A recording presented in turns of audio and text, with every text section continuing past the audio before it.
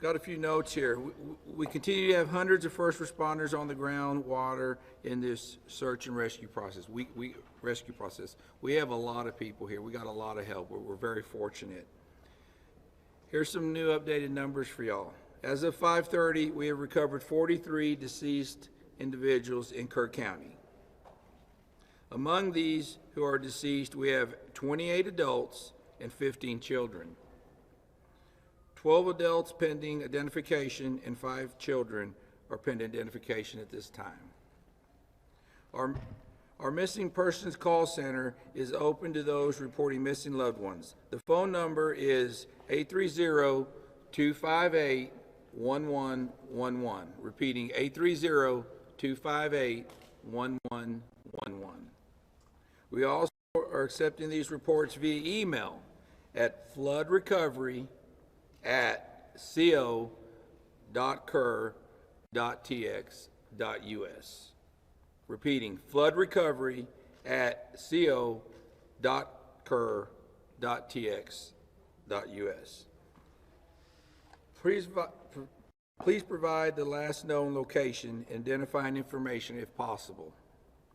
We appreciate the assistance we're receiving from all levels of government, from local agencies to state and federal agencies responding. I tell you, the governor has assured us, along with the federal government, that we will have all the resources we need, and we do have that. We've got all the resources we need. We're in really good shape to keep going for several more days. I want to tell y'all something. I appreciate y'all's cooperation. We will try to get you as much updated information as we can starting tomorrow at 10 and 3 o'clock. Once again, as your Kerr County Sheriff, I assure you we're going to do everything along with our partners, and we'll be on this till we find the last body. At this time, I'm going to turn it over to our City Manager, Dalton Rice. Thank you, Sheriff. Good evening. Dalton Rice, the City Manager for City of Kerrville. Mayor Herring wanted me to just give a message. He's out with the teams. He's kind of checking on everybody. Just like everybody else, we all need to take downtime, to include y'all. So make sure y'all are taking care of yourselves as well. We're in a marathon, and we got to make sure we always think about that and look after each other.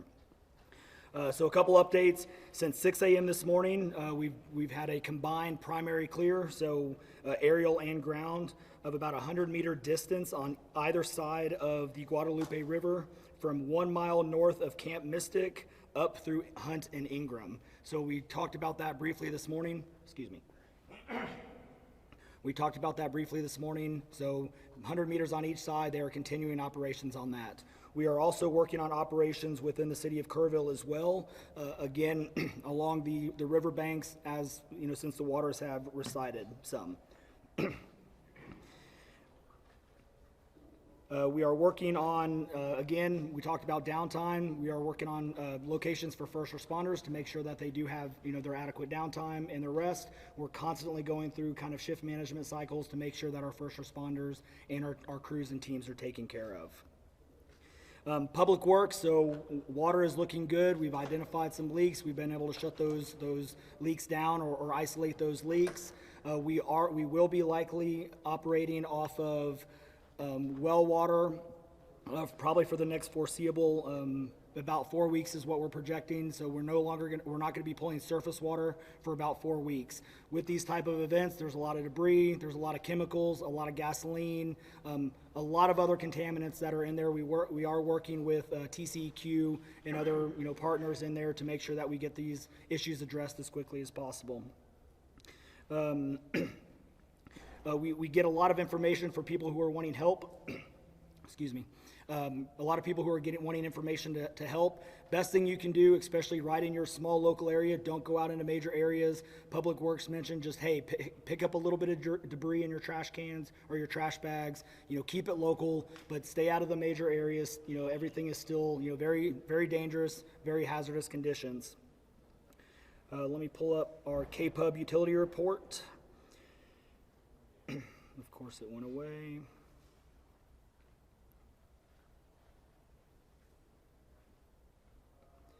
So KPUB still has approximately 600 customers that are without power. The largest remaining outage customers are west of Ingram, south of 39, along South Fork of Hunt. KPUB issued a mutual aid request on July 4th. 50 personnel and utilities and contractors from across Texas are coming in to support operations and restoration. Hunt or South Fork sustained extensive storm-related damage, including approximately 40 downed power poles with widespread tree and flood debris, heavily damaged infrastructure. Restoration in these remaining areas will be lengthy and complex, and customers should prepare for multi-day outages. Customers outside of these remaining areas still experience an outage should report it to KPUB by calling KPUB's outage line at 855-959-2496. But power has been restored to most of the other customers. Like I said, about 600 are still remaining. A lot of the county is also on Aqua Texas or private wells. We try to get information on that, but we don't have a lot of information as far as private wells are concerned or the status of Aqua Texas. But a big bulk of what we had within coming through the Guadalupe is within the city limits, which is on the city limit, or city water supply. Aqua Texas and some of those other public water systems are typically outside of what we're thinking is the damage area, but we have not had any reports from Aqua Texas on outages. And with that, we will take a couple questions. Colin, is the recovery and for some of the, we're hearing some recovery of bodies in Louise Hayes Park. And the other part of that question is how many red tag buildings are now along the river that the Kerrville Fire Department has issued? Yeah, so when you talk about red tags, you're talking about like condemned buildings. Obviously out here, the damage is extensive. Right now, we're really focused on life safety. We are focused on search and rescue. Search and rescue is the priority. So we're not really red tagging buildings. Now we do have structural teams come out. They will mark stuff. You'll see spray paint. A lot of that is to identify where we've at least primary searched. But we are not going into the structural side of things unless it poses a risk to first responders. Our primary focus is on search and rescue of every single person involved, and we'll continue through the night to make sure that happens. Yes, real quick, we are finding bodies and stuff. We knew today was going to be that day. So our numbers are going to constantly be changing. We are constantly working on identification and working with our local partners to ensure that we bring in all the resources so we can make sure that we partner with folks. What is the communication procedure for letting camps and other places on the river know when to evacuate in situations like this? So each camp is obviously mostly private, or they have different ownerships. And so especially in this situation, so let's talk about this one more specifically. The event happened very fast. Rose over 20 feet, 30 feet within less than a 2-hour time span. On a holiday in the morning, there wasn't a lot of time in this case. As far as warnings, obviously there's a lot of things going around. We want to make sure that we focus on the early level.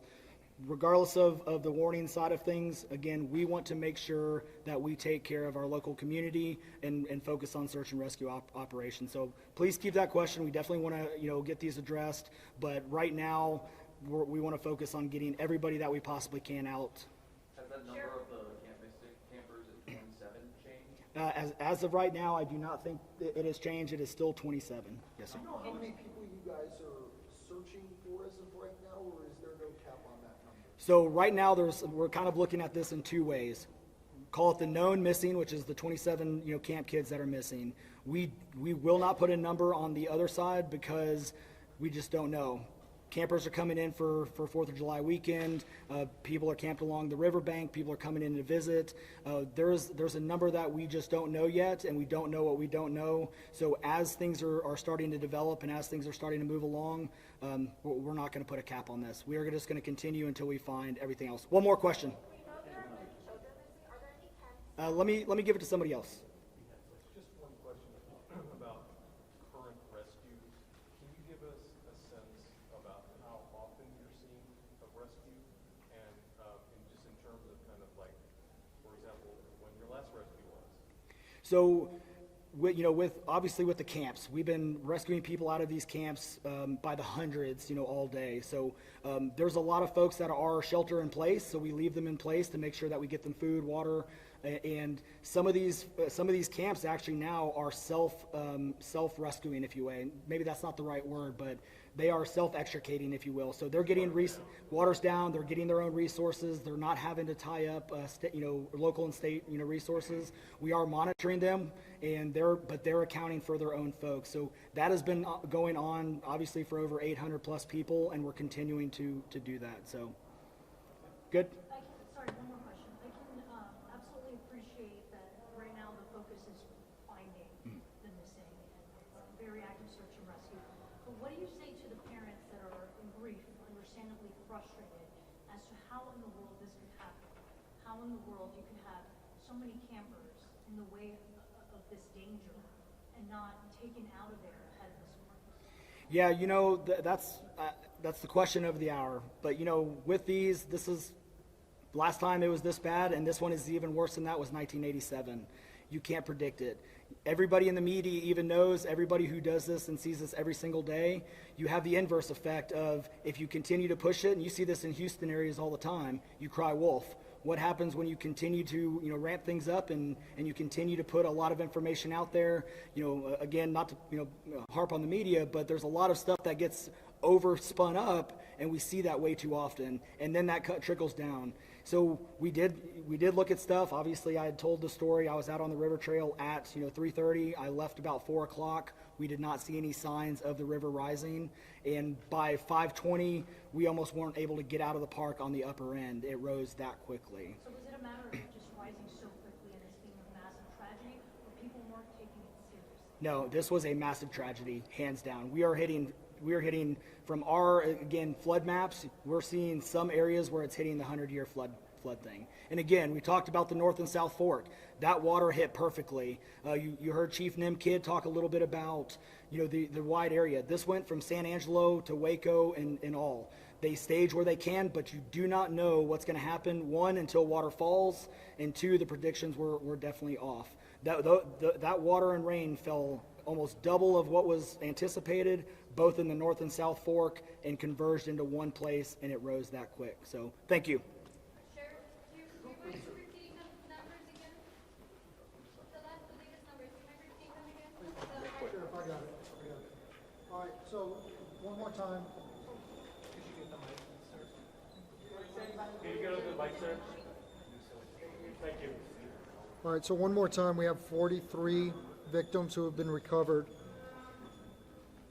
Out of that 43, 28 of them are adults, 12 of them are pending identification, 15 of them are children, and 5 of the children are still pending identification. The next press briefing will be at 10 in the morning and one to follow at 3 in the afternoon. Thank you. Do you have an updated number on recoveries?